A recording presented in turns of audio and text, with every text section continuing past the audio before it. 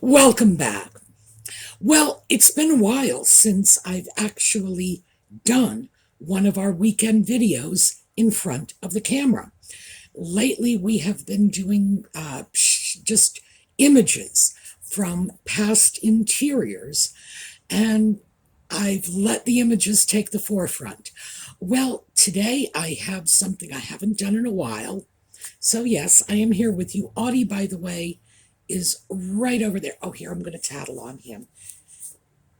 Let me move that light a little so you can get a good look at this.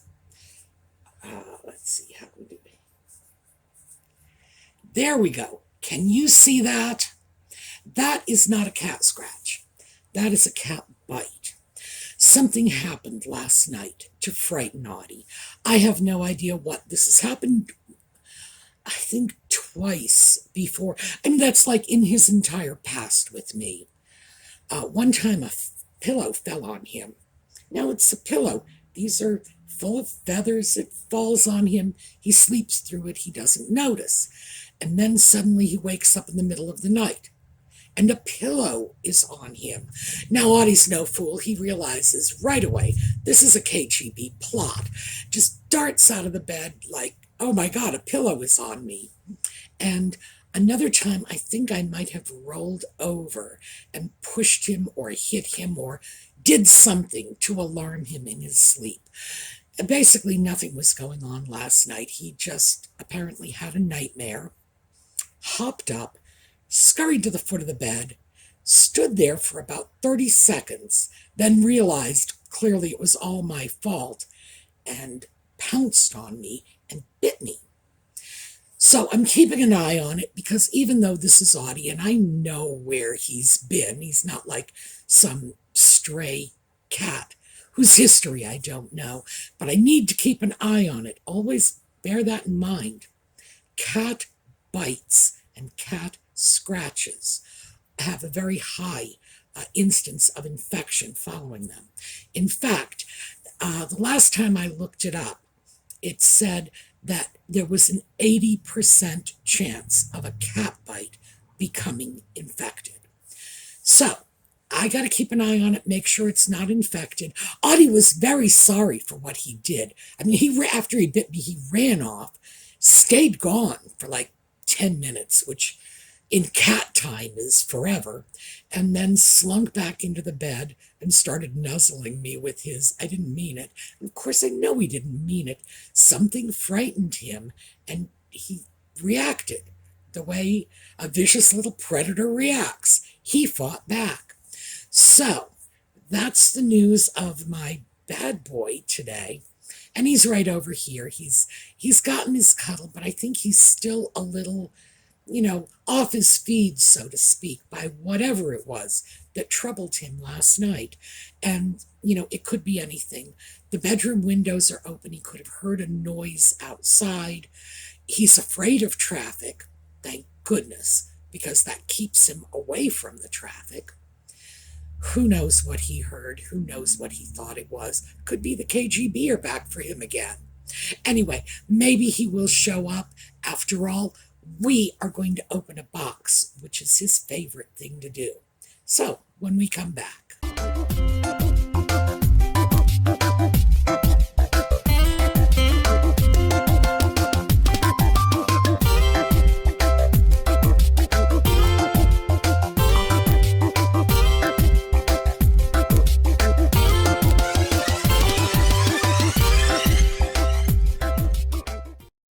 Okay, so here is my box. It's not like a huge box, but it is from Lisa, Desert Dragonworks.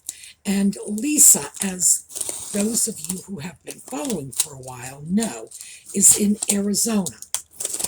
And of course, we tend to think that Arizona is just such a beautiful place because she sends pictures of her pets and the flowers and her grandchildren. Oh, those are gorgeous little girls. And so I'm sure you, like I, have a very positive impression of Arizona. I was in Arizona once for an extended visit. I think we were there 2 weeks. My in-laws moved to Arizona, and it took years for them to get me on a plane to go out there. First thing I saw, I was out walking in the morning, as always, and my father-in-law walks too. So this was great. It's like, we'll walk together. And this thing that I thought was a rat was scurrying across the street, and it turned out to be a tarantula. So I had been there about 12 hours, and I was ready to pack my bags and go home. Did you know tarantulas can live 20 to 30 years? You know why that is. That's because I'm not living in Arizona. Because I promise you, I would bring my gun, I would bring plenty of bullets, and I would have a major impact on the tarantula population in very short order. Those things are terrifying. No, Arizona is not my kind of place. I do love the fact that they have very cold nights there. I will say that for them.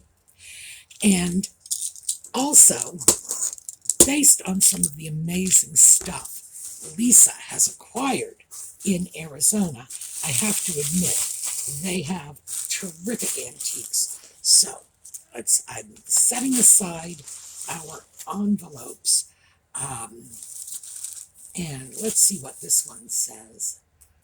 Sorry about the recycled folder. No, Lisa, around here you get extra points for the recycled folder. So let's start taking a peek at what we've got. Ooh. All right, pull that aside. Nippon, you want a bet? So I was giving some thought to how it is that in an area of the country, oh my yes, look at that, isn't that sweet? This is a beautiful little Nippon dish. Dishes like these, now you could get them, here, let me get this around so that there we go. I need to be careful so the light highlights the design but doesn't block it out. There. Pieces like this were available either as single pieces, like this, candy dishes, or you would see them with a number of smaller dishes, and they would be nut dishes, basically. Isn't that a sugar plum? It really is. Anyway, yes, I lost my train of thought. Lisa is in a part of the country that was not heavily populated at the time that pieces like these were coming into the country. So it's remarkable that she would have that. Oh my goodness. It's a little bell. Look at that. Isn't that cute? That is just adorable. It's like, let me see, there. If I move the light out of the way, no, I will be able to do something. There we go. Oh, well, I can do that too. Let's see if we can it's like a little flower. That's adorable. She's in a part of the country that was not densely populated when pieces like this were coming into the U.S. in the early part of the 20th century. Now, what happened with Arizona is that after the Second World War, and during the Second World War, Arizona was occupied. In fact, they had a rather significant military presence there in the Second World War. After the Second World War, with the coming of air conditioning, Arizona's population just shot right up. And the tourist industry, which is a large part of their economy today, shot right up along with the population. The real thing that increased people's ability to stay in a place like Arizona year-round was air conditioning. Arizona has a diurnal temperature change. That's the temperature change from, say, midnight to 12 noon. can be 80 degrees or more. It can be 80 degrees warmer in the afternoon than it was the night before. That is a massive, massive temperature change. And by the way, it could be more than that. I started looking up the temperature differences, and I think the highest average, Arizona has, it's a big state, has a lot of local climate types. They have high plateaus, they have low valleys, they have deserts, they have cities, so the little microclimates are very different. But I think the highest average I found was about 83 degrees in difference. So, without air conditioning, given the fact that some parts of Arizona routinely break 120 degrees in the afternoon in the summertime, you gotta know, no air conditioning, no population. So what ends up happening is, especially when you have retirement communities, and Arizona has a lot of those, older people with their stuff, you know, like this, like Grandma's Antique Bell, move out to Arizona, pass on, and the stuff ends up in secondhand shops, thrift stores, etc. So even though these are not areas that we would associate with turn of the century antiques, Victorian antiques, they still do end up there because of the influx of people from other parts of the country. So that is what explains how it is that all these goodies have made their way into Lisa's backyard. Me, I don't know. I think I would go down there just for the off chance of running into her granddaughters, because they are just gorgeous little girls. And Marley, oh, this is sweet, beautiful Lusterware piece. Let's take a look at that. Oh, Del Coronado, I'm going to have to add this to my Japanese import company list. Beautiful. This is oil slick. You can, now this is when the light is good. Can you see that iridescence, all these rainbow colors on the white? Yeah, that oil slick from the Lusterware. Anyway, Marley, the older she gets, the more interesting she is becoming. She is just, she's looking like somebody I really want to sit down and have a cup of coffee with. I should probably write to this. Marley is not, ordinarily, when she's not visiting her grandmother, she's not all that far away from me. I'm in Pennsylvania, and she's up here rather than permanently down in Arizona. So I may get that cup of coffee after all. We'll have to look into that.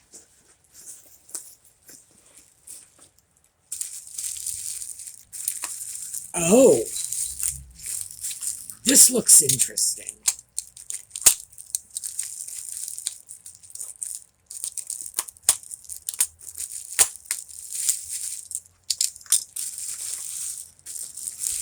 Oh my gosh. This is a beautifully reticulated little plate. Let's see where this came from.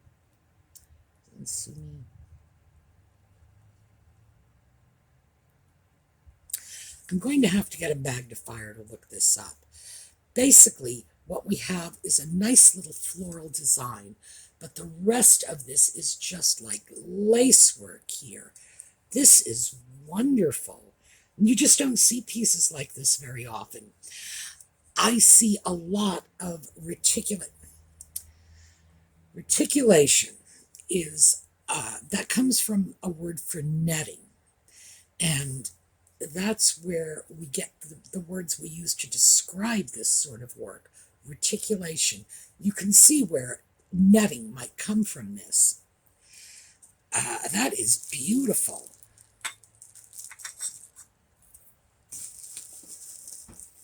Oh, one of Lisa's boxes. All right, great. Do I have that right side up? I do not. Ah, here we go. There. one of Lisa's boxes.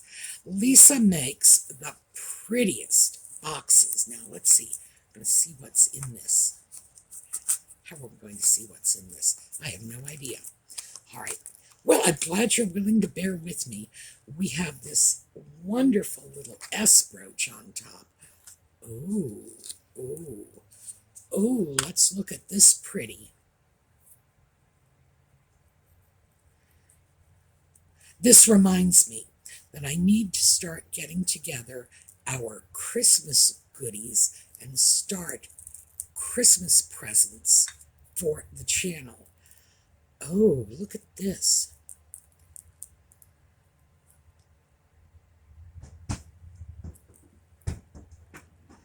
Now, this is a gorgeous piece of porcelain.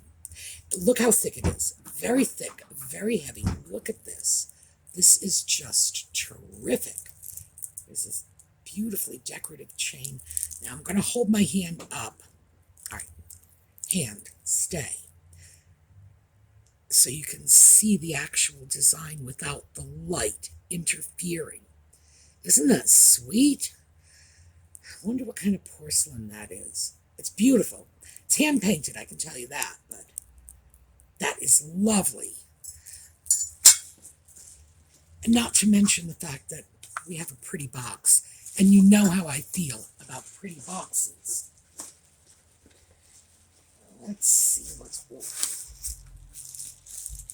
a big beast. Well, through the bubble wrap, I can see already this rather looks like the rose medallion cabbage pattern. So let's see what, and it is.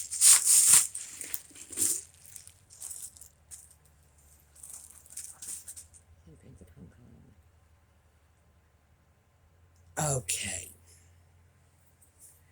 Beautiful. Now let's get my hand up to block the light so you can actually see this.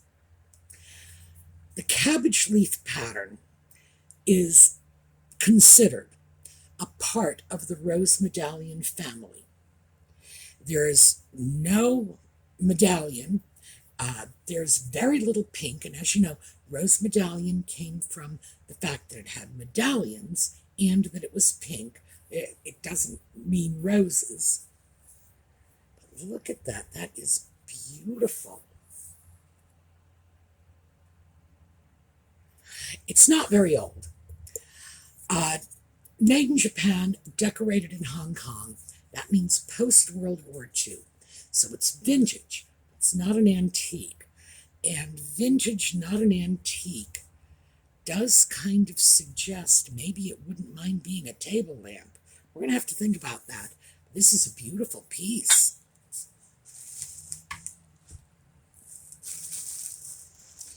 Oh, here's another big one. And I can tell you, peeking through the bubble wrap, that we have a Famille Rose piece here. So,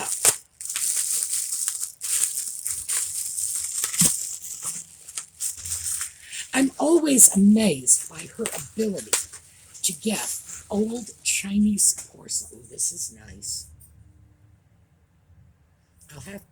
We've got a mark. I'll have to look it up. This is heavy. Let me see if I can show you.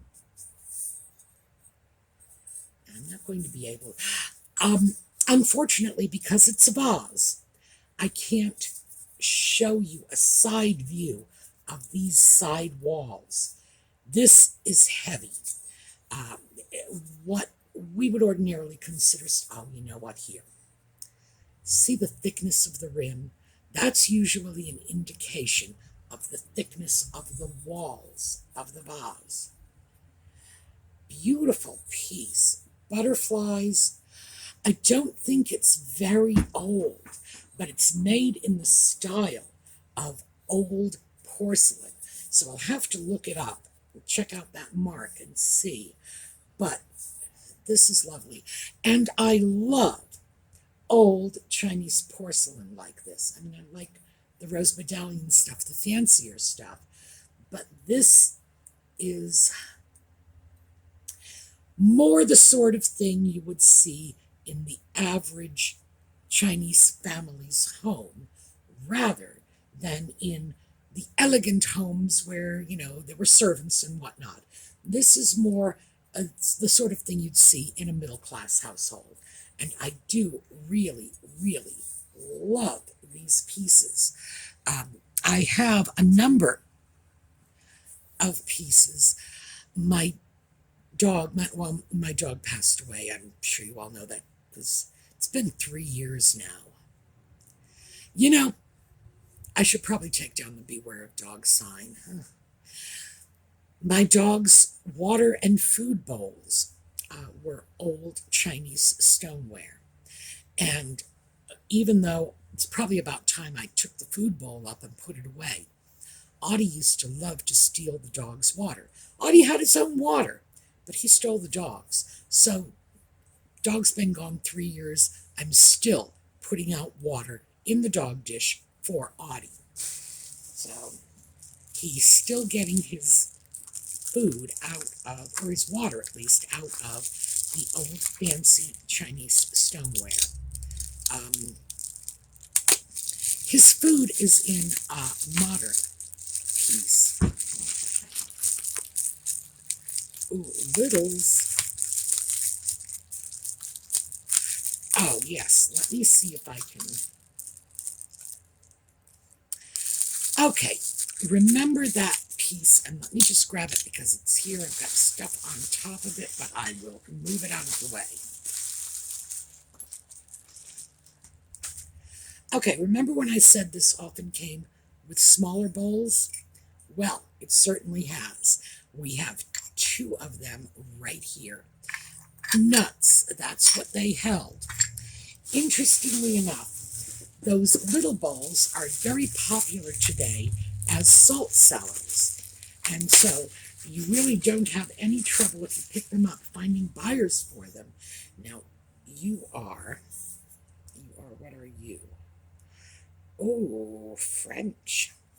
La la. Isn't that pretty? Oh, I'm sorry. I was holding it upside down. Here we go. Isn't that pretty now that the cherries are falling the right way? Cherries. We should talk about cherries.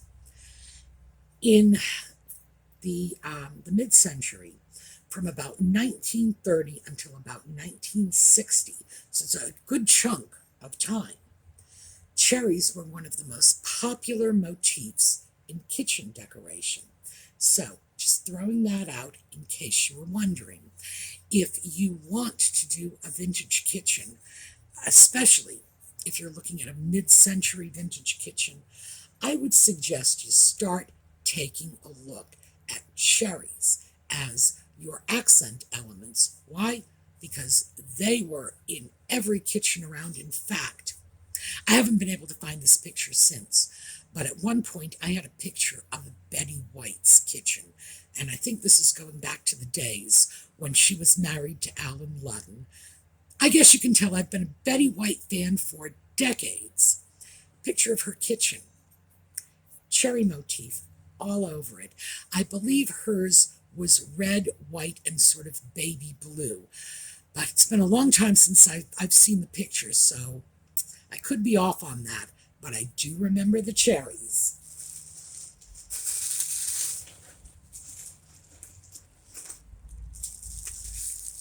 Oh, and this, boy, this is starting to look like a teapot.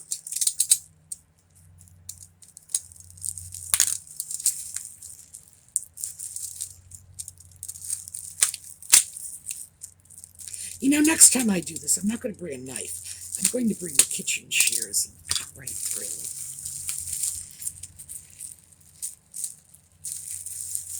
Oh, this is Geisha Ware.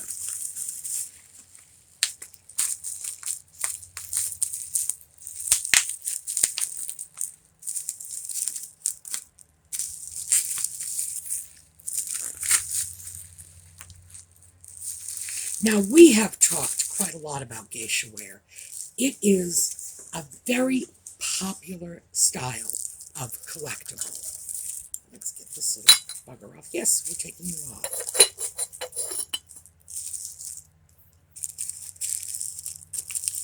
I'm going to leave this on the handle.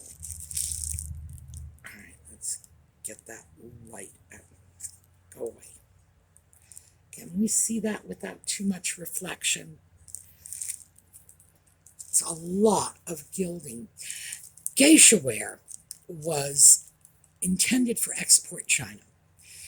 Usually, 1940s, 1950s, after the war, the U.S. servicemen would they could buy sets of this for, well, I don't want to exactly say pennies, but in the range of pennies. It's very inexpensive, ship it home. Quality was all over the place. A piece like this is high quality. Others, I have just given it away. I will just show it on my channel and say, hey, if you want it, send me a note. I'll mail it to you because it's worthless. And I've had people take me up on that because they like Geisha Ware. It is popular. This is a beautiful piece. This is really nicely done. So this is an example. Oh, I should show you this too. Look at the lid. This is an example of high quality Geisha Ware. And you do see high quality Geisha Ware pieces. Most of what you are going to see was mass produced for export. It was quickly and sloppily painted. That's going to be 90% of it. The remaining 10% are pieces like this that are well worth your while. If you want to pick up Geisha Ware, especially if you want to sell it, well, if you want to sell it, frankly, almost every quality sells. It just depends on how much you're going to get for it. If you want to sell it for a good profit margin, look at the quality. Does this look like it was painted by a professional China painter, or does it look like it was painted by a drunk raccoon? If it's falling into that drunk raccoon category, you're not going to make a lot on it. It will, however, sell because people like Geisha Ware. So, let's see what's left in our box. Oh.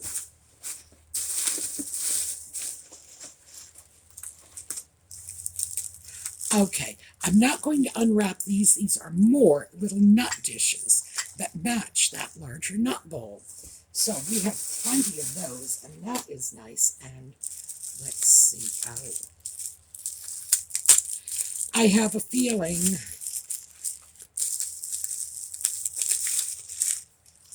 and I would be dead wrong, wouldn't I? Maybe not.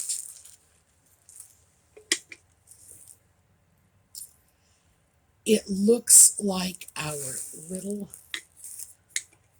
cabbage leaf urn here has a lid, so it's not going to be a lamp.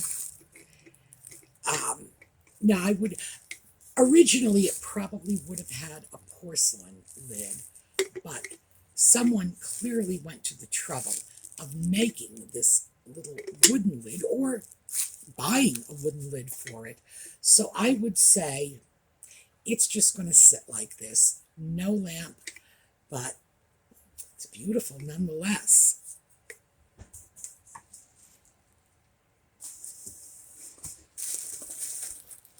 Now,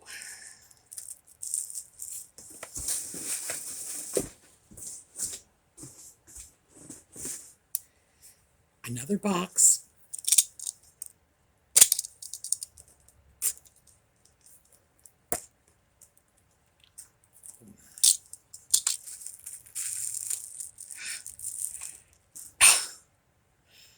Oh gosh. All right.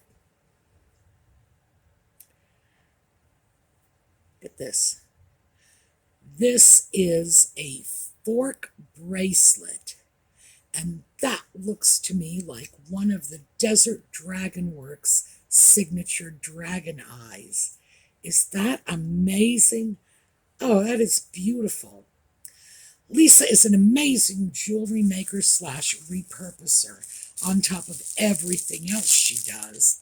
And Let's see what this one is.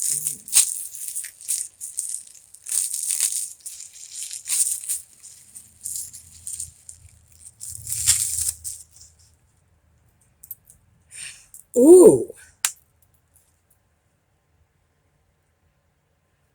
This is an incredible little fish. Look at that. That is delightful. It's on this wonderful chain. Oh my gosh, I love this. This is amazing. Lisa's jewelry is always a joy to behold. Always. So, I hope you have enjoyed this unboxing as much as I have. I will tell you right now, some of these items are going to make it into the Christmas giveaway. We're going to get the Christmas giveaway started when Colleen has come back from her vacation. She went to Florida just in time for the hurricane. Good timing, Colleen. So when she gets back, and obviously when she's had a chance to rest up from Florida hurricane weather, I will talk to her about how we're going to organize the Christmas giveaways this year. Oh, and by the way, if you don't celebrate Christmas, it's no big deal. It's the winter solstice giveaway. It's the Hanukkah giveaway. It's the Kwanzaa giveaway. What it is it's our end of the year. It's the only opportunity I have with almost 70,000 of you. And I would imagine we're going to kick over that 70,000 mark any day now. It's the only opportunity I have to tell you how much you mean to me. Just, show up over at the Sumi's Angels Facebook page, and they will tell you how to, enter the stupid little contest. I shouldn't say that. They're cute little contests. They're not stupid. All you have to do is come up with a silly answer, and they're usually very forgiving. And we'll just send out goodies. And we send out goodies to as many people as we can. And when I say goodies, I'm talking about antiques, vintage items, jewelry items made by our fabulously talented crafting community.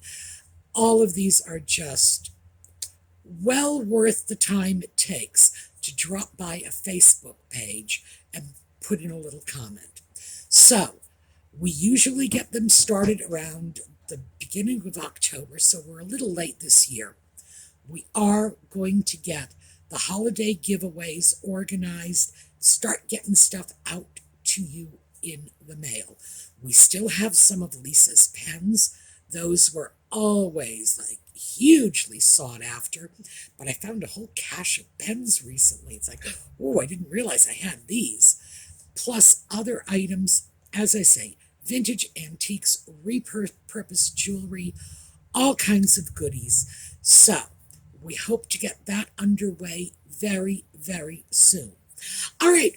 Meantime, thank you for being with us. We are going to take a look at one of Lisa's slideshows because she sends me pictures of her dragons and her flowers and everything else that comes from sunny Arizona. So, for those of you who stay with me for just chatting, I'll see you this evening.